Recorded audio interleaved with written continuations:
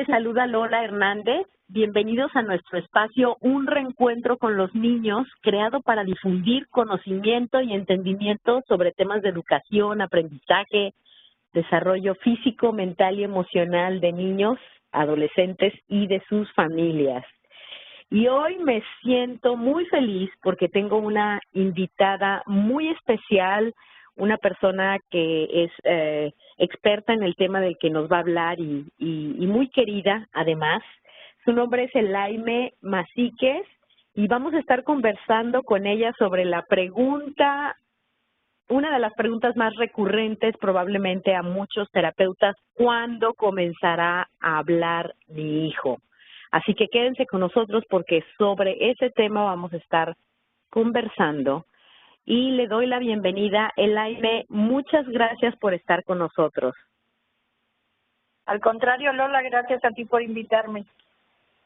Es un placer tenerte aquí y quiero decirles que Elaime es licenciada en Educación Especial y tiene una maestría en Psicopedagogía y es autora de dos libros: Arteterapia, mi mirada personal al interior de los TEA, y Trastornos del lenguaje, una guía para profesionales y padres. Así que Elaime ha creado básicamente su propia metodología, digamos, o ahorita nos va a comentar un poco de trabajo con los chicos. Así que Elaime, vamos a comenzar por ahí. Cuéntanos un poquito sobre ti. ¿En dónde inicia esta inquietud por trabajar con chicos con autismo, con diferentes trastornos? ¿De dónde viene este deseo de hacer todo este trabajo? Bueno, vamos a partir de que el sueño de mi vida era ser neurocirujana. El cerebro me fascina. Pero en el transcurso de mi carrera o de mi práctica, empecé a trabajar en una escuela para los trastornos de la comunicación y el lenguaje en Cuba. Y ahí conocí a una niña que cuando me explican su diagnóstico me dicen que tiene autismo, y en aquel entonces el autismo era un signo de interrogación, no sabía qué era. Y me empecé a investigar y pues me fascinó. Y mi carrera cambió. Me fui para el área de la educación especial. También hice un cambio radical de mi visión de futuro profesional y me fui a trabajar entonces a esa escuela de los trastornos de la comunicación. Hice mi licenciatura en educación especial y ahí empezó el trabajo con los niños que están dentro de los trastornos del neurodesarrollo. No solo con autismo, sino también con niños que tienen síndrome de Down, trastornos de la comunicación y el lenguaje, discapacidad intelectual, entre otros síndromes que la lista sería larga mencionar. Y ahí fue donde comencé. Esos fueron mis inicios. Ahora, Elaime, pero hay una parte en tu carrera, porque incluso uno de los libros que escribiste, Arteterapia, ¿en qué momento surge esa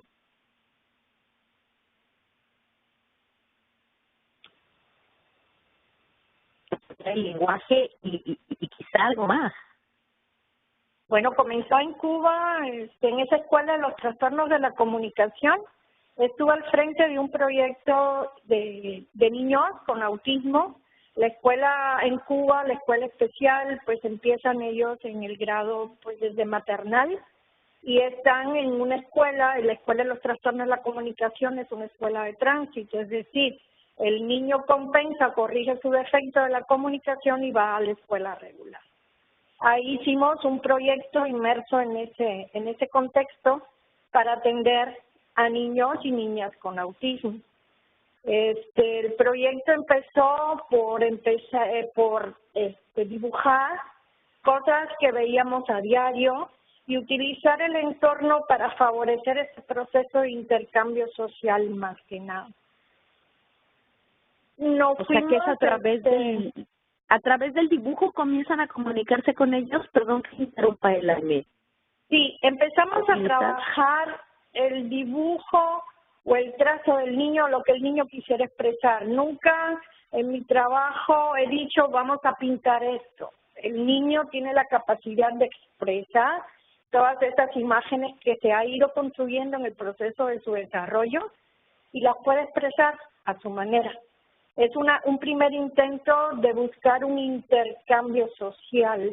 No me interesa lo que pinta, me interesa el proceso, cómo se da, que el niño interactúe con el otro e interactúe con el terapeuta.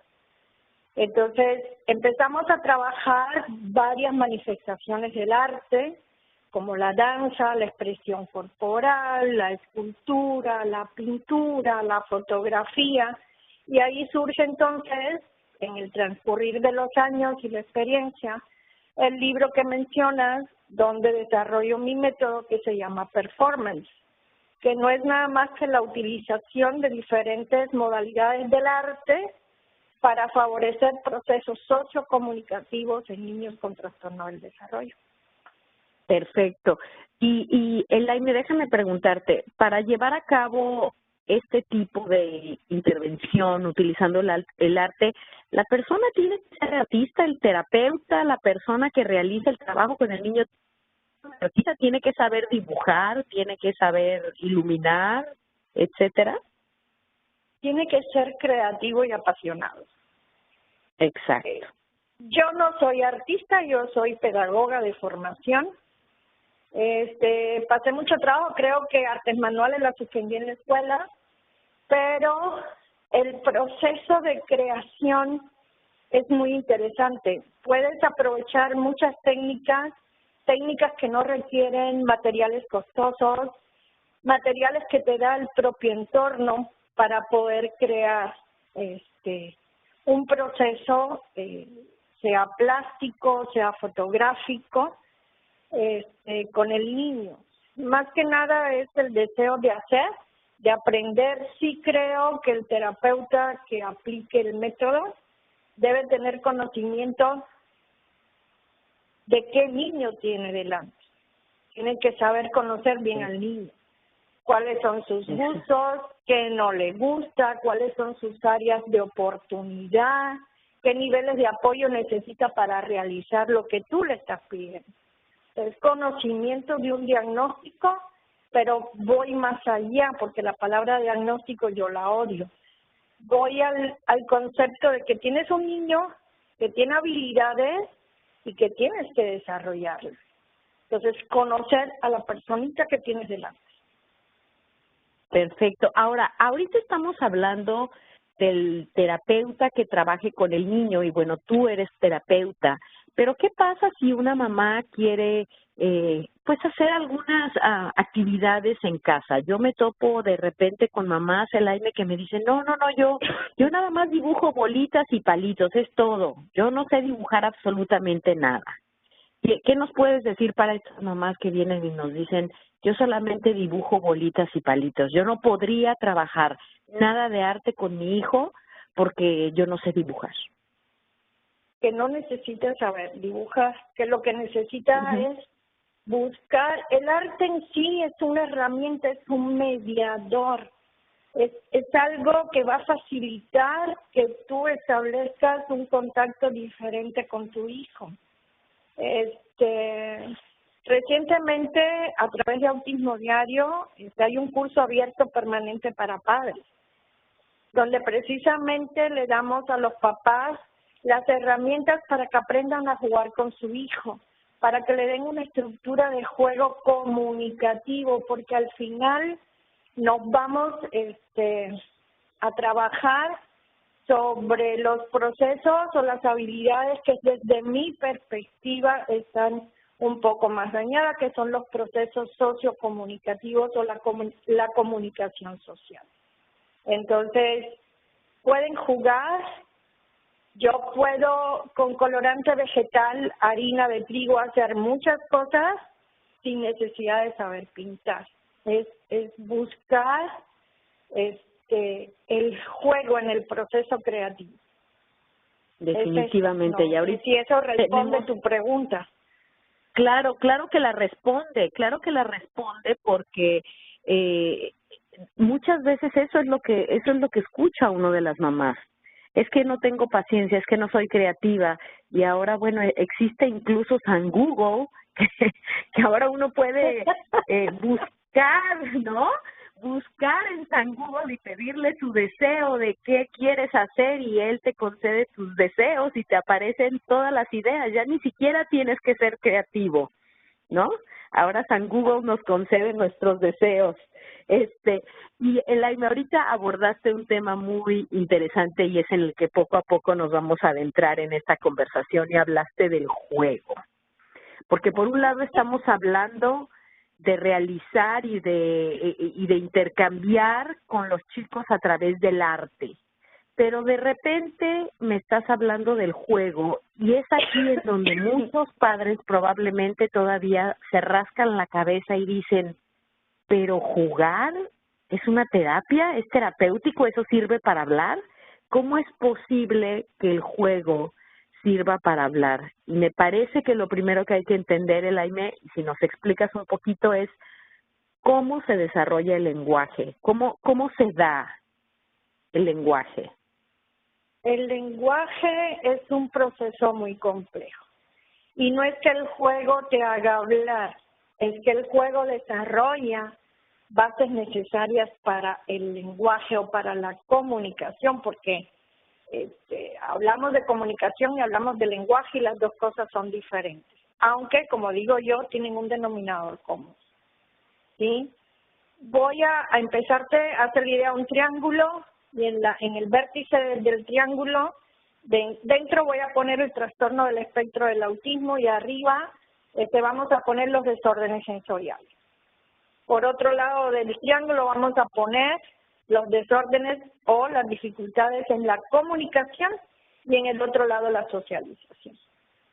Entonces, las bases del lenguaje se sustentan en procesos sensoriales y motores.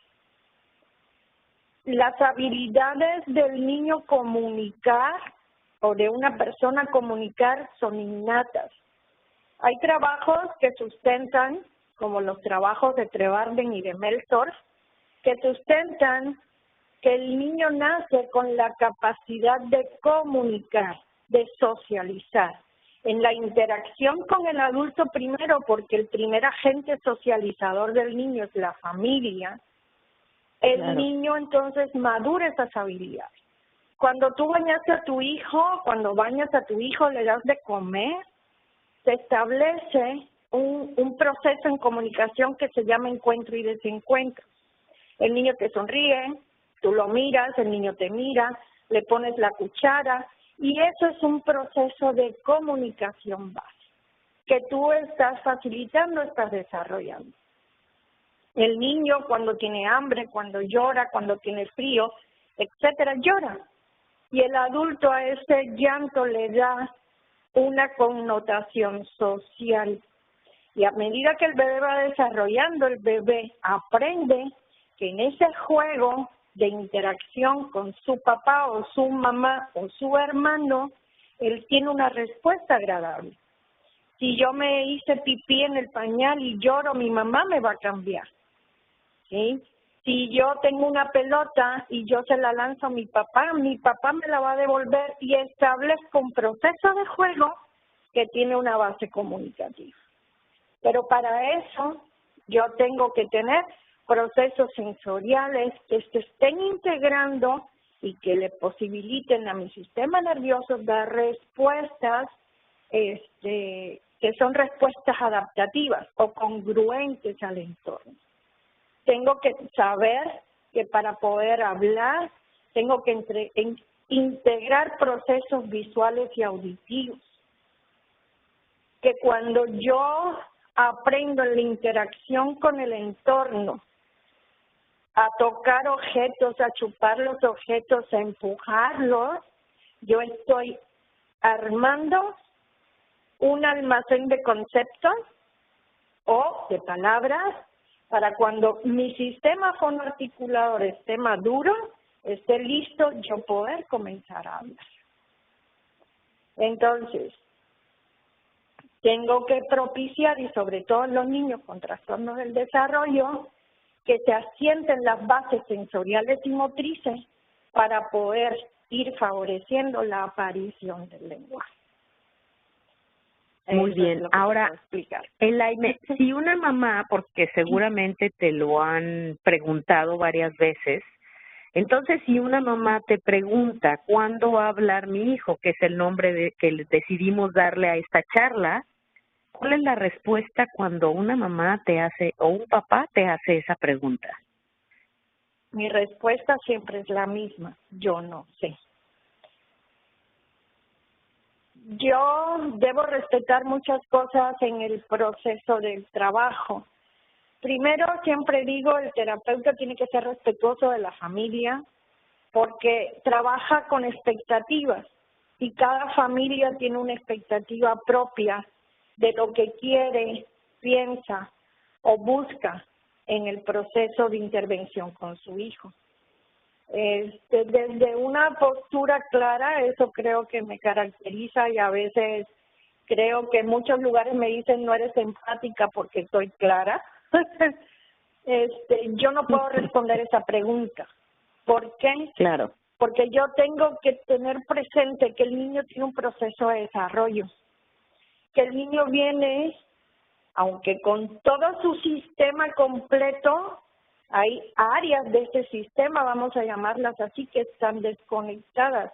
Y que hay que trabajar desde la base para poderlas reconectar y lograr procesos comunicativos.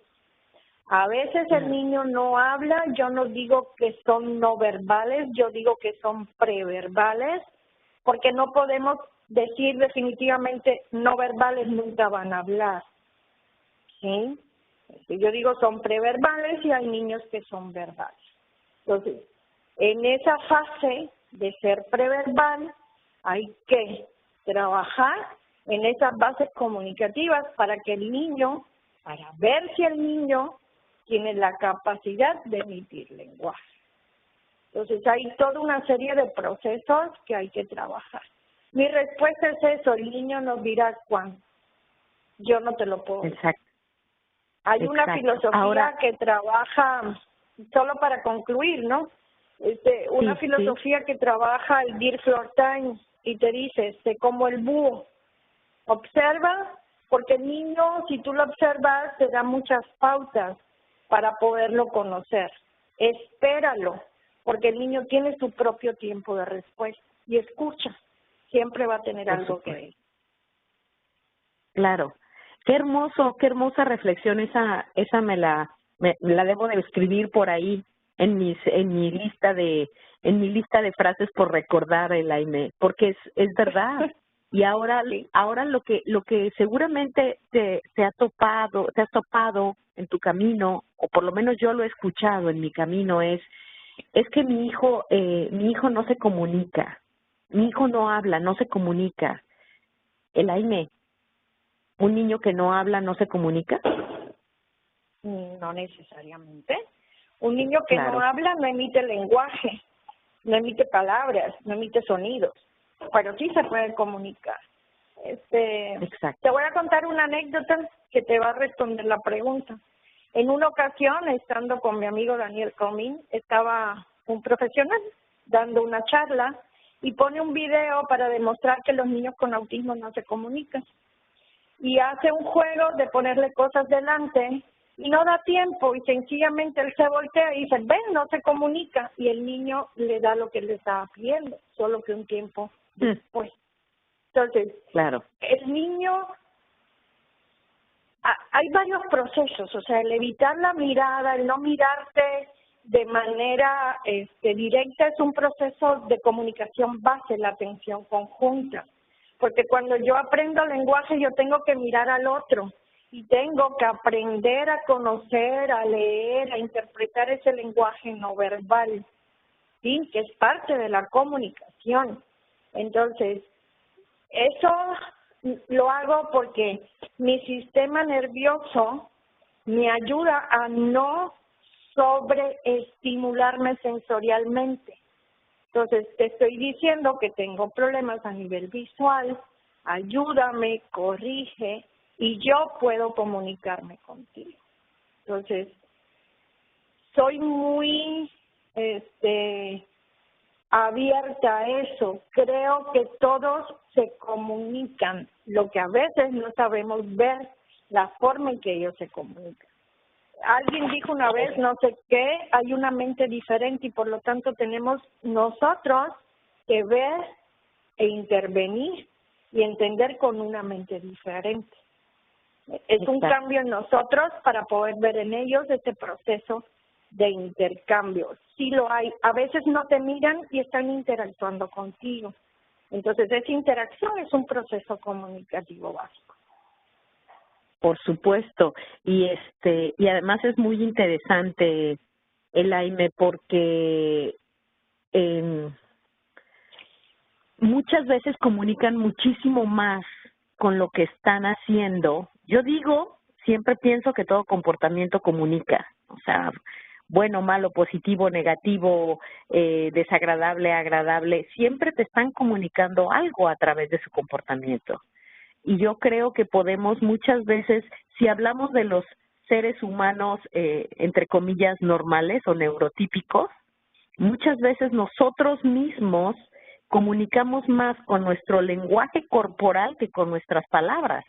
Porque yo te puedo estar mintiendo con mis palabras, Elaine, pero mi lenguaje corporal te va a decir exactamente lo contrario. Entonces, ese lenguaje corporal también lo tienen estos chicos. O no tienen el lenguaje. ¿Qué hay de lenguaje corporal y los chicos con autismo? Pues es un lenguaje no verbal. Ahí hay dificultades, precisamente, por esa dificultad que existe en ellos de poder leer al otro. Hablábamos de procesos de neuronas espejos o teoría de la mente, donde yo actúo o nosotros actuamos porque tú actúas. O sea, yo soy en ti y tú en mí. Y eso es lo que enriquece el proceso de comunicación. Yo te veo si estás enojado, si estás triste, yo estoy viendo si en ese momento que tú estás hablando por tu lenguaje corporal yo puedo formar parte de ese grupo en la comunicación. Sin embargo, esa lectura que ellos deben hacer de emociones, de gestos, no se da. Es un poco complejo. De hecho, su expresión incluso en los chicos o chicas o niños que tienen mayor o menos necesidades de apoyo en los contextos y más lenguaje, vas a ver que su expresividad es muy plana. ¿Sí? Y muchas veces les enseñamos a reírse o les enseñamos a hacer un gesto para una foto, pero es un gesto aprendido, no es un gesto espontáneo. ¿Sí? Claro. Y siempre los veo con la misma sonrisa, porque es la forma que enseñamos muchas veces, ¿no? Hay niños que espontáneamente desarrollan todos los procesos emocionales y las caras y los gestos, pero en el momento de utilizarlas en el contexto social, ahí es donde se dificulta. Porque al final se da en un proceso social, es puramente social. Claro, y ahorita que estamos hablando de esto es una sonrisa aprendida, ni siquiera me río porque en verdad tú ves las fotografías de chicos dentro del espectro y te puedes dar cuenta claramente ya que llegas a conocerlos, esa sonrisa Colgate de algún comercial que existió es como una réplica en todos ellos, ¿no? De mostrar todos los dientes y eso es sonreír, ¿no? Ahora, Elaine, a través del juego, si has de explicar a los padres de familia, por ejemplo, en este momento, cómo jugar con los chicos en casa para crear este escenario de intercambio de información. O sea, ¿cómo con un niño no verbal yo me puedo sentar a jugar y poner un escenario en donde yo propicie la comunicación? ¿Nos puedes dar algún ejemplo? ¿Nos puedes dar algunas pautas? Sí, por ejemplo, el juego en familia es algo que enriquece mucho el proceso del niño. Yo tengo primero que buscar un espacio en casa que va a ser mi área de juego. Porque el niño tiene que tener, aunque el juego es libertad de expresión, el niño tiene que tener un área donde el niño juegue. Porque al mismo tiempo le estamos enseñando otras habilidades necesarias, ¿sí? Este es un espacio donde vamos a jugar, donde yo tengo diferentes rincones en ese salón, puede ser el rincón del juego simbólico, donde si mi niño es varón yo puedo tener, no sé, cosas de médicos, de policías, muñecos y muñecas también, porque pues hay que trabajar todas las áreas. Yo puedo tener mi rincón del arte, o sea, yo tengo que saber qué gusta y poder armar mi rincón de juego. A veces a veces el papá espera que el niño venga a jugar con él. No, tú tienes que moverte y meterte en el espacio del juego del niño. Vamos a pensar que a tu hijo le gusta poner los carritos en la misma forma. ¿Y por qué yo no me meto en su juego y le pongo una caja de cartón y le digo que ese va a ser un puente? ¿Y por qué entonces los carros no pasan por el puente y después del puente pongo otra cosa, otro símbolo, y ese símbolo va a ser la gasolinera y vamos a echarle gasolina al auto? ¿Sí? Entonces, sé tú quien te unas al juego del niño. Y así poco a poco podrás ir variando las actividades para que él se incluya en el juego entonces contigo. Pero es muy importante en muchas ocasiones seguir la iniciativa del niño. La tablet no es un juego, el celular no es un juego, los videojuegos no son juegos apropiados, ¿sí? Desde mi perspectiva, porque no producen nada, no hay un intercambio con otra persona, ¿sí? Lleven al niño al parque, busquen que se interrelacione con otros niños. Entonces, a veces creo que la sociedad actual, Lola, es una sociedad extremadamente consumista y sin tiempo, y vemos que muchas veces por necesidades económicas los dos papás trabajan, los dos papás llegan agotados y no hay tiempo para dedicarse a juego. Cuando llego a casa es tiempo de responder los WhatsApp que no pude responder durante todo el día. Entonces no se propicia ese espacio para jugar, ¿sí? Desafortunadamente. Te digo, hay un curso en Autismo Diario sobre cómo estructurar los espacios de juego, cómo hacer juegos sensoriales, juegos motores, juegos comunicativos. Si yo tengo un espacio exterior, por ejemplo, te voy a poner un ejemplo, podemos poner en las cubetas de donde hacemos hielo, hacer hielo con colorante vegetal. Y me salgo al exterior y empiezo a poner los hielos, a que los ponga en fila, en círculo, que arme un patrón y esperar a ver qué pasa. El que el niño no hable no quiere decir que no comprenda lo que tú estás haciendo con él. El lenguaje tiene dos áreas importantes. El lenguaje expresivo es que estamos teniendo tú y yo, y un lenguaje comprensivo, que es comprender lo que tú me dices. A lo mejor no hablo, pero sí entiendo. Tengo que apoyarme o tengo que tener apoyos visuales. Entonces, ese juego de pintar con el hielo es un juego sensorial, pero además es un juego comunicativo, donde podemos producir o provocar que el niño nos haga inferencias o nos señale, ¿sí? Todo está en relación de cómo tú haces las preguntas, cómo tú induces, cómo tú favoreces el proceso. Ahora, Elaine, precisamente ahorita que mencionas, depende cómo tú haces las preguntas, cómo tú induces, ¿hay alguna recomendación, hay alguna manera en la que los padres de familia, sobre todo los padres de familia y los cuidadores en general, podamos considerar en que las preguntas funcionan mejor cuando son de algún tipo específico, cuando se formulan, de qué manera? ¿Cómo saber cómo preguntarles o cómo hablar con ellos? Ay, Lola. Yo sé que es complejo, yo lo sé. pero yo estoy segura que alguna idea nos puedes dar, porque no es lo mismo que yo te pregunte, ¿quieres comer helado? Y solamente tienes dos alternativas, ¿sí o no? A que yo te pregunte de qué sabor te gusta el helado. Sí, exacto, ¿no?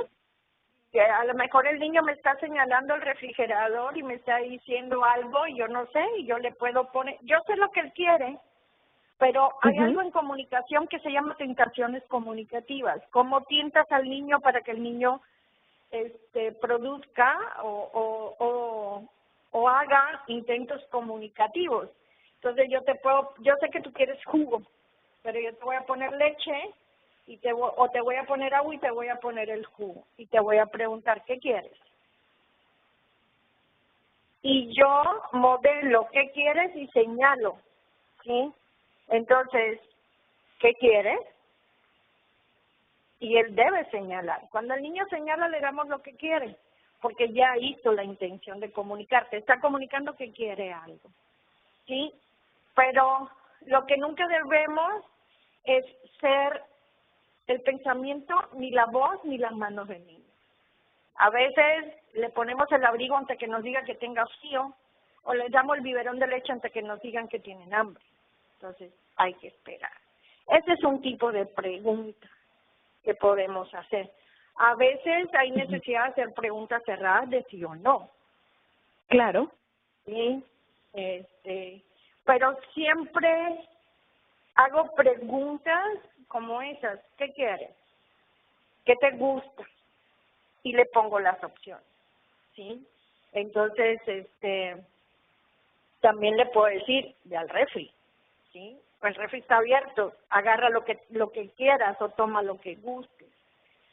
Siempre es importante que las preguntas sean sencillas, que sean cortas.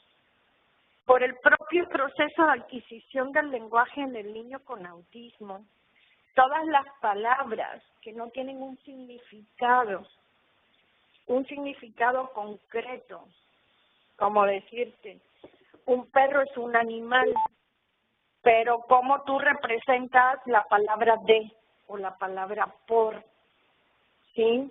Muy complejo. Entonces, lo que son preposiciones, artículos son complejos. En esa primera fase, o en esa primera, pues sí, vamos a llamarla en esa fase preverbal, vamos a tratar de dar órdenes sencillas. Pon, toma, guarda. ¿Quieres? ¿Qué quieres? ¿Sí? De manera que pueda ser más comprensible para el niño. Y no tengan miedo de usar los apoyos visuales. Los apoyos visuales no son perjudiciales para el desarrollo de la comunicación. Al contrario, enriquecen el proceso comunicativo.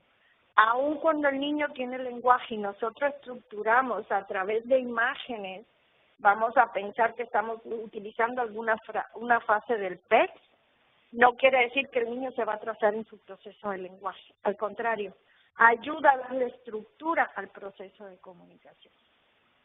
Por supuesto. Y posteriormente se puede ir reduciendo el uso o transformando el uso de esas imágenes.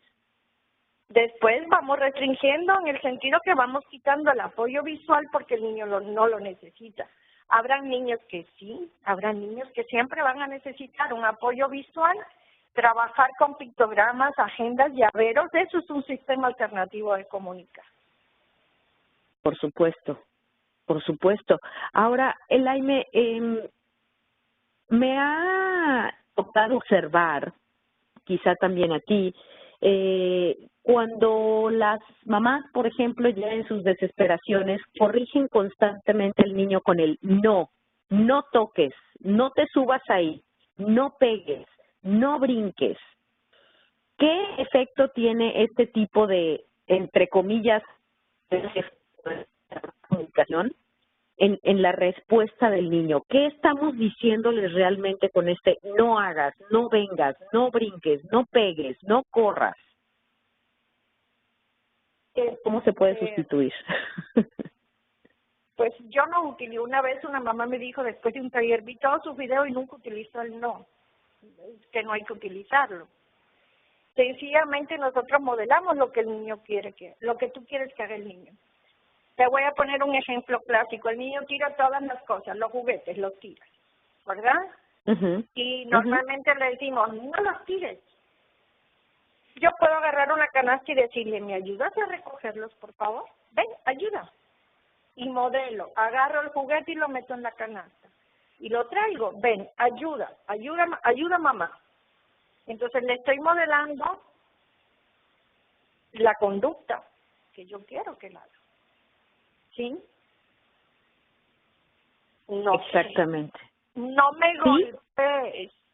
Y si en el momento que yo anticipo el golpe le digo, bien, abrazos, caricias, estoy modelando otra conducta diferente al golpe.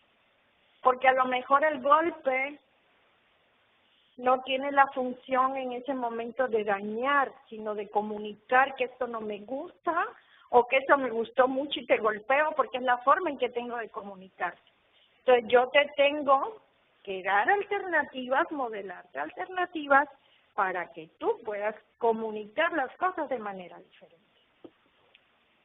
Claro, fíjate, te voy a plantear algo que precisamente ayer una mamá me lo planteó y aquí te voy a exponer al aire, Elaine. Ayer una mamá me dice, ella tiene un nene con diagnóstico de autismo, 5 años.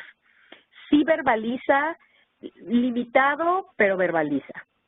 Entonces, la mamá está tratando de dejar de gritar en casa porque la mamá gritaba demasiado.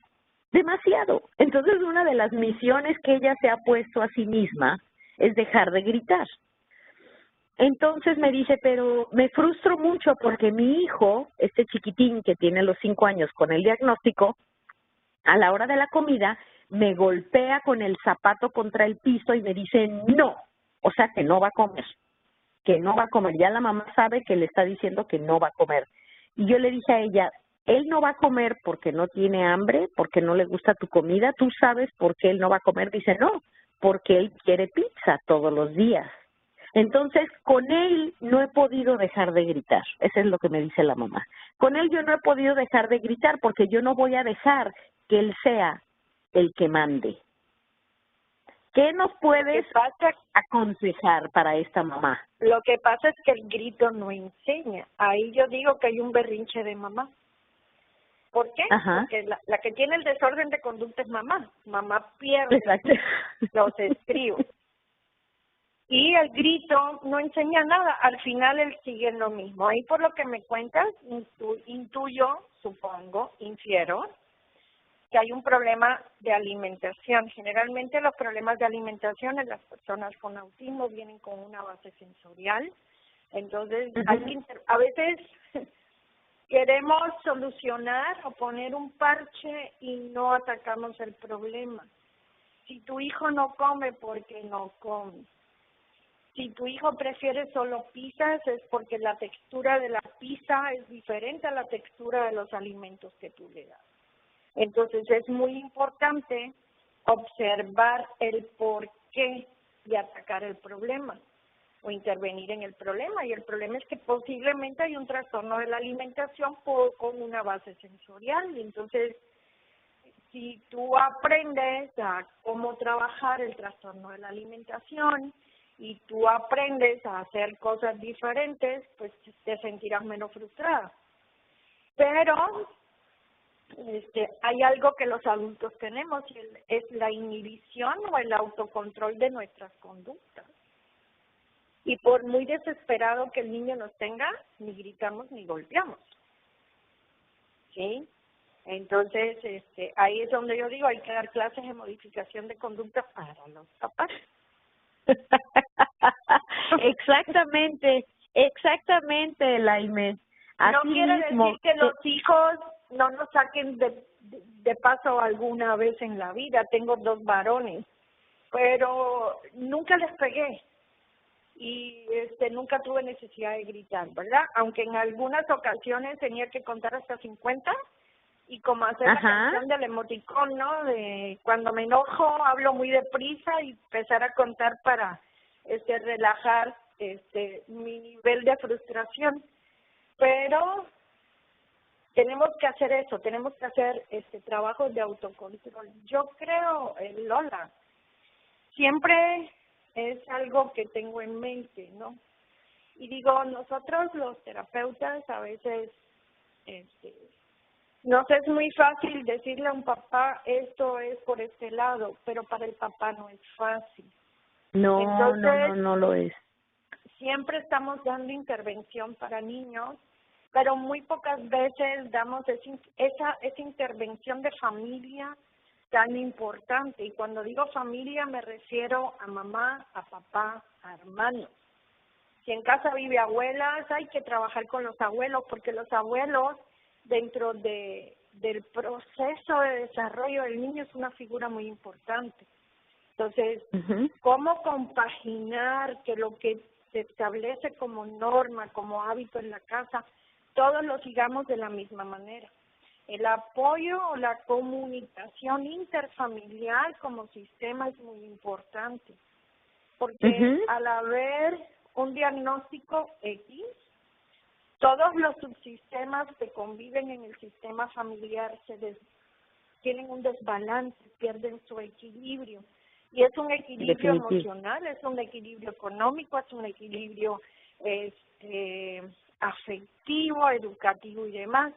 Entonces, ¿cómo recuperar, según los psicólogos dirían, la homeostasis o ese equilibrio en los sistemas familiares para que las cosas puedan ir bien? Hay que hacer reajustes, pero esos reajustes se hacen desde la base del núcleo, y esa base del núcleo es la pareja. Entonces, a partir de ahí hacemos reajustes, los acondicionamientos de mutuo acuerdo conversados, y el estrés va disminuyendo. Entonces, la intervención, yo hago terapia de juego con familia, o sea, jugamos en familia, y es muy divertido, y lo hacemos con los caballos, y lo hacemos en otros escenarios, y ellos lo necesitan porque tienen una sobrecarga de estrés. Y sí es así. Pero bueno, siempre les digo, antes de dar el grito, piensa, respira, cuenta y después actúa, ¿no? Exactamente. Hubo una campaña en México hace ya varios años, seguramente recuerdo, porque no, como ya habrán notado las personas que nos están escuchando, Elaine es originaria de Cuba, pero lleva muchos años viviendo en mi hermoso país, México, en la ciudad de Veracruz, así que si la quieren buscar, no será tan difícil encontrarla. Pero hace muchos años hubo una campaña que decía cuenta hasta 10, ¿no? Eran estos anuncios de televisión en donde estaba el papá levantándole la mano a la niña o la mamá a punto de gritarle al niño, y en el anuncio te decían antes de pegarle cuenta hasta 10, ¿no? Esta campaña que existió hace muchos años, y definitivamente de eso se trata. Claro, el mexicano burlón, sarcástico, que siempre sale eso muy de la sangre del latino en general, ya después dice, bueno, pero es que con mi hijo hasta el 10 no puedo, tengo que contar como hasta el 1000 más o menos, ¿no? Y si es necesario contar hasta el 1000, pues tendremos que contar hasta el 1000 y después regresamos. Pues sí, el problema, Lola, también es que cuando nosotros, te voy a decir algo que dice mi amigo, mi queridísimo y tuyo también amigo Daniel. Los papás tienen que entender que no tienen a su lado un autismo, un déficit sensorial, un déficit de aprendizaje, tienen al lado un niño. Cuando yo aprenda a convivir con el niño y no con el autismo, las cosas me van a empezar a salir mejor. Porque es un niño que necesita el mismo proceso educativo que el resto de los hijos. No está enfermo, ¿sí? Sencillamente vive con una condición. Y esa condición hace que él necesite que tú le des límites, pautas, estructuras y amor. Que cuando nosotros sobreprotegemos con el falso concepto de que pobrecito tiene esto, estamos inhibiendo el proceso natural del desarrollo del niño. La sobreprotección no es buena, ni la sobreestimulación tampoco. A veces estamos con el niño en un baile terapéutico, donde apenas sale de la escuela, está en natación y sale de natación y se va al caballo, y salió del caballo y se va al lenguaje, y salió del lenguaje, y el padre vive estresado, y el niño se estresa con el estrés del padre y con el estrés de las terapias. Y mi pregunta es, ¿cuándo eres papá para tu hijo? Y cuándo tu hijo es un niño. Entonces, no porque lo llevemos a 10 terapias el niño va a hablar o el niño va a hacer, no. Todo tiene un tiempo. Hay procesos en estos niños que están inmaduros y hay que trabajar para que esos procesos maduren y para que las cosas empiecen a ir mejor. Pero tú como papá necesitas hacer cambios, porque el niño necesita que tú hagas esos cambios, ¿sí? Creo que esa es una parte importante, o sea, no tenemos un autismo, tenemos a Luis, a Miguel, a Rosa, y son niños encantadores y niños amorosos y niños que merecen tu respeto y el de los terapeutas que trabajamos con él. A veces nos preocupamos del bullying en la escuela y muchas veces somos nosotros cuando coartamos o cuando interrumpimos ese proceso natural de desarrollo, cuando los sobresaturamos de cosas quienes estamos haciendo bullying al niño. ¿Sí? Definitivamente. Y sabes, Elena, ahorita que mencionaste esto del bullying, hace algunos meses entrevisté a Andrea Cuevas. Andrea Cuevas es una chica joven, ella tiene 25 años, ella tiene parálisis cerebral. Pero esta chica con mucho trabajo, mucha dedicación y una mamá que fue incansable y un papá incansable. Esta chica fue a la universidad, estudió su maestría y hoy ella es una psicóloga en la Ciudad de México y ella da terapias a los padres de familia de chicos con autismo precisamente. Y a mí me parece que ella debe ser fantástica porque si alguien ha vivido bullying y segregación y todo lo demás ha sido esta chica. Y yo le preguntaba a ella en la entrevista que cómo ella había superado el bullying, cómo ella lo había llevado. Y ella me dice, claro, siendo una persona que cognitivamente tiene un proceso de digerir la información, pues bastante bueno. Y me dice, mira, Lola, yo pude superar todo eso cuando me di cuenta que la que estaba provocando el bullying era yo. Y le dije, ¿cómo es posible que tú eras la que estabas provocando el bullying?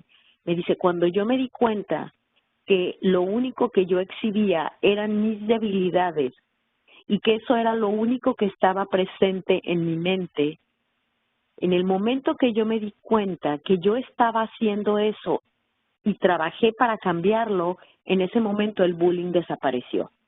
Y yo le dije, Andrea, en este caso tú tienes las habilidades cognitivas, verbales, etcétera, etcétera. ¿Qué pasa con los chicos que no las tienen? Un chico con parálisis cerebral que no tiene esas habilidades y es sujeto de acoso escolar. Me dice, entonces son los padres. Porque los padres lo único que están haciendo es pensando en todas las limitaciones de esos niños y poniendo en ellos y en la sociedad todo lo que a esos niños los limita. Y para mí fue una respuesta hermosa.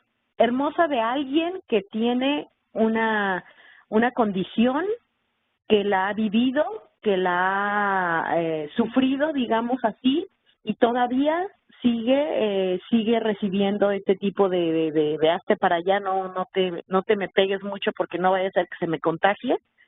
Pero me pareció una respuesta muy brillante. Entonces, ahora que tú comentas este proceso de la preocupación de los padres por el bullying, pues yo me pregunto, como dijo Andrea, ¿y no será que somos nosotros que en lo único que pensamos es en lo que no saben hacer, en lo difícil, en los retos, en lo que aún no logran?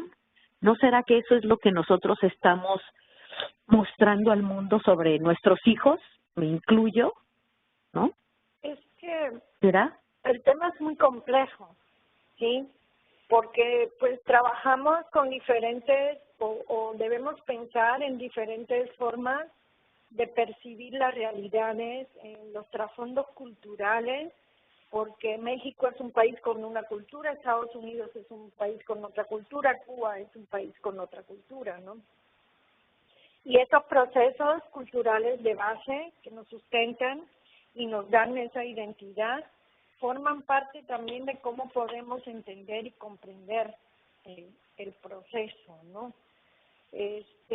La discapacidad es un concepto social, o sea, las personas pasan a ser más discapacitadas en cuanto a ese concepto como sociedad que las personas tienen, que no puede hacer esto porque tiene una parálisis o que no puede hacer esto porque es ciego o que no puede hacer esto por otra condición, ¿no? Vygotsky decía que el ciego siempre va a ser ciego y el sordo siempre va a ser sordo, pero solo desde el contexto social es que el ciego y el sordo pasan a ser una persona con discapacidad. Y así es. Somos nosotros desde la base educativa, desde la base de nuestra formación, que ponemos esos límites en lo que realmente el niño puede hacer o no puede hacer. A veces los papás, y lo tienes que haber oído, los terapeutas se lo tienen que haber dicho, pero ¿cómo? Contigo es eso y ¿por qué conmigo no? Porque yo le doy el espacio, o sea, porque yo creo en el niño, creo en sus posibilidades, en lo que pueda hacer.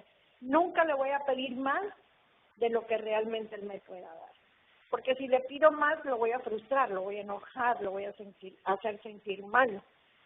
Igual, si me quedo por debajo de su nivel de habilidades, también produzco la misma sensación o provoco la misma sensación, ¿no? Entonces, es un tema realmente muy complejo.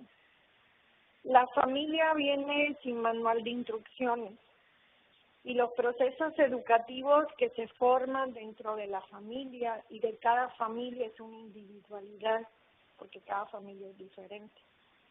Entonces, ahí tienes que ver con modelos educativos, con pautas educativas, con normas, reglas, con muchas cosas, ¿sí?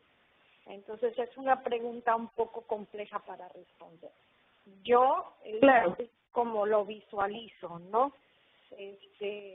Nosotros podemos dar indicaciones o pautas o tips o herramientas de decir, a ver, ¿por qué no pruebas un tiempito por este lado a ver cómo te va? Pero tampoco podemos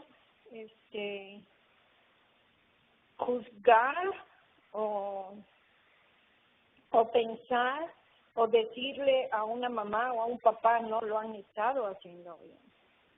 Porque eso es incorrecto, cada cual lo hace desde lo que entiende, porque tampoco los programas de formación para padres son muy escasos. Entonces, yo como terapeuta necesito a la familia a mi lado, porque yo no hago nada con poner cosas en mi área, que es un área controlada, si después en casa no hacen lo mismo. Entonces, ¿cómo va a avanzar el niño? ¿Cómo el niño va a hacer o va a trabajar en los contextos con un aprendizaje que realmente sea significativo? Porque para que tú constates o seas consciente de que el niño aprendió una conducta, tiene que hacer la misma conducta en todos los entornos donde él está, casa, escuela, cine, restaurante, en todos los lugares, en casa de mi abuelo, ¿sí? Claro. Y solo así podré decir que el aprendizaje de esa conducta es la adecuada y que el niño está dando respuestas adecuadas o respuestas adaptativas, ¿sí? Entonces ahí hay un poquito de complejidad, pero espero haber dado algunas cosas que pues aclaren tu pregunta. Definitivamente, y bueno, yo compartí contigo la expresión de esta chica que a mí me pareció sumamente interesante, y me gustó mucho. Pero muchísimas gracias por todo lo que nos compartes, que ciertamente este es un tema sumamente complejo. Simplemente criar a los hijos es complejo. Y cuando existe un trastorno del desarrollo, cuando existe algún tipo de diagnóstico, esa complejidad se magnifica, exorbitante, exponencialmente, digamos. Elaine, el tiempo se nos acabó. Sé que te vamos a tener que traer de regreso varias veces más porque hay muchos temas que tú puedes ayudarnos a clarificar, a extender nuestro conocimiento al respecto, pero agradezco muchísimo tu tiempo, el compartir tu conocimiento, y quiero decirles a las personas que nos escuchan que Elaine publica continuamente artículos en autismodiario.org y campusautismo. No recuerdo si es .com o .org. Campusautismo.com o Campus Autismo Diario. Ok, Campus Autismo Diario. Ahí pueden encontrar ustedes el curso en línea del que Elaine nos habló durante esta entrevista. Que ¿nos puedes repetir el nombre del curso, por favor, Elaine? Sí, es un curso que se llama Desarrollo de la Comunicación y el Lenguaje a través del juego en personas con autismo.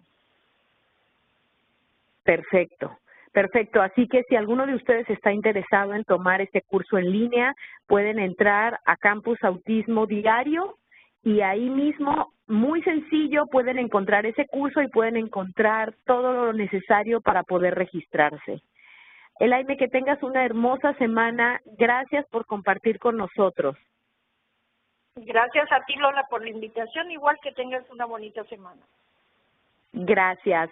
Hasta luego a todos los que nos están escuchando. Gracias por acompañarnos y los espero la próxima semana con otra interesante entrevista a especialistas en temas de desarrollo infantil, y estaremos hablando sobre el divorcio y cómo tocar estos temas con nuestros hijos cuando ese proceso está ocurriendo o cuando está por iniciar. Que tengan una hermosa semana. Esta es Lola Hernández. Nos escuchamos pronto.